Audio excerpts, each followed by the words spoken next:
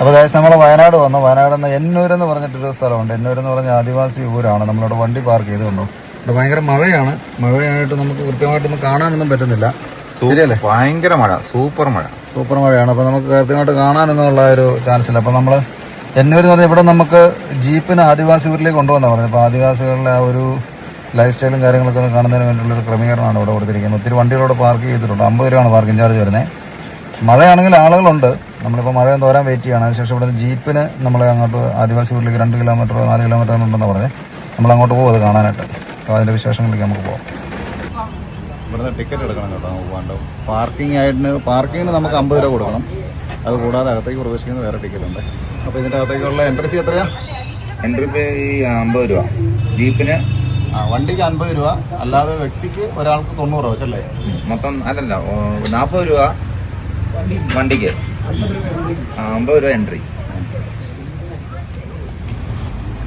വണ്ടിയും പോകുന്നു കേട്ടോ. അപ്പോൾ നമ്മൾ ഇതുപോലെ വണ്ടിക്കാണ് ട്രിപ്പ് കൊണ്ടുപോകുന്നത് കേട്ടോ. അപ്പം എല്ലാവരും ഇങ്ങനെ വെയിറ്റ് ചെയ്ത് നിൽക്കുകയാണ്. മരങ്ങളും കാടല്ല, പുൽക്കുന്നാണ്.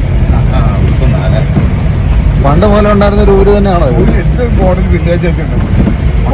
ഉണ്ടാക്കിയതാ മോഡലായിട്ട് ഉണ്ടാക്കിയതാ. പണ്ട് ജീവിതത്തിന് ചെറുഭാഗമായിട്ട്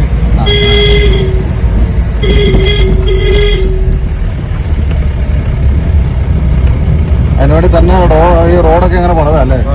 താമസക്കാരുണ്ടോ അവരവിടെ? ആൾക്കാർ ആരുമില്ല. ഇവിടെ നമുക്ക് ഒരു ഫോട്ടോ എടുക്കാം.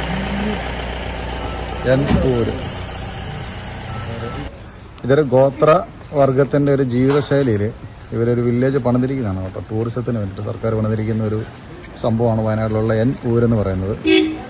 ആദിവാസി സമൂഹത്തിന്റെ ഗോത്ര രീതിയിലുള്ള ജീവിത രീതികളൊക്കെ കാണിക്കുന്ന ഒരു പുൽക്കുന്ന് അവരിങ്ങനെ ആക്കിയെടുത്തിരിക്കുന്നതാണ്.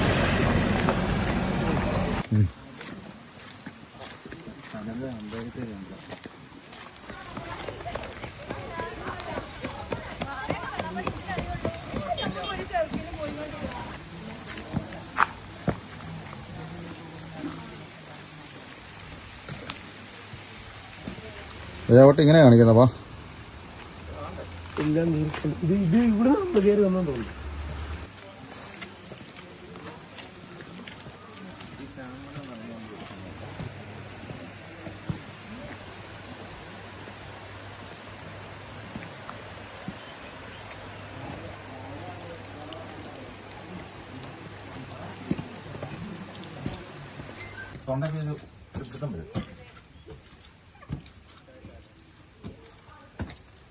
ഇതൊക്കെ ഒരിക്കലും മറക്കാത്ത കാഴ്ചകൾ കേട്ടോ. ഇനി ഒരിക്കലും ഉണ്ടാകാനും ഇല്ലാത്ത കാഴ്ചകളാണ്.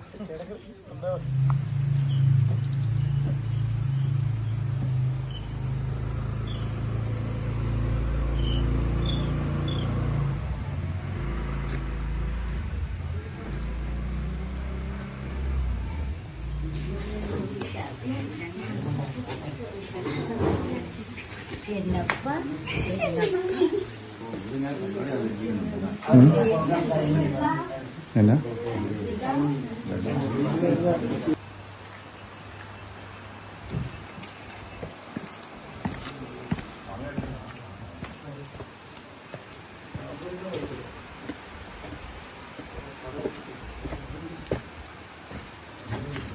ഇത് കുറെ കാശ് കളഞ്ഞു കേട്ടോ ഇവിടെ അതിൻ്റെ അകത്ത് സർക്കാർ അല്ലേ?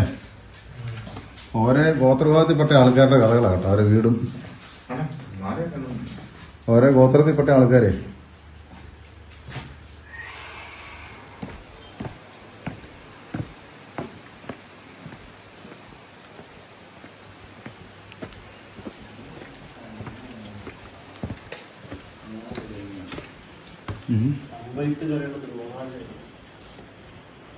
കലപ്പയൊക്കെ ഉണ്ട് കൊണ്ടത്തെ വല.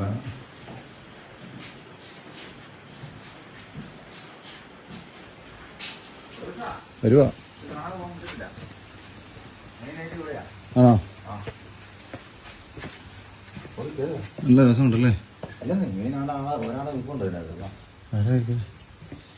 പോനാരെ സംഭവം കേട്ടോ. ഇതാ ശരിക്കുള്ള ആദിവാസി വീടെന്ന് പറയുന്നത് കണ്ടോ? അതൊക്കെ കണ്ടോ?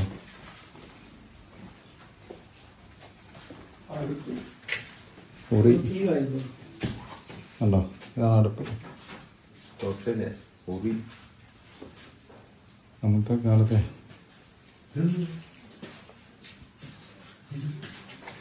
തൊട്ടിലുണ്ടല്ലേ?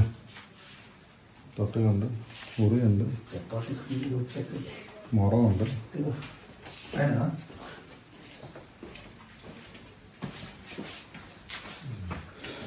അതാ കട്ടിൽ അന്നത്തെ കാലത്തെ. സൂപ്പർ കേട്ടോ. ഇതുണ്ടോ തണുപ്പ് കാലത്ത് അവര് പുകയ്ക്കുന്ന സംഭവം.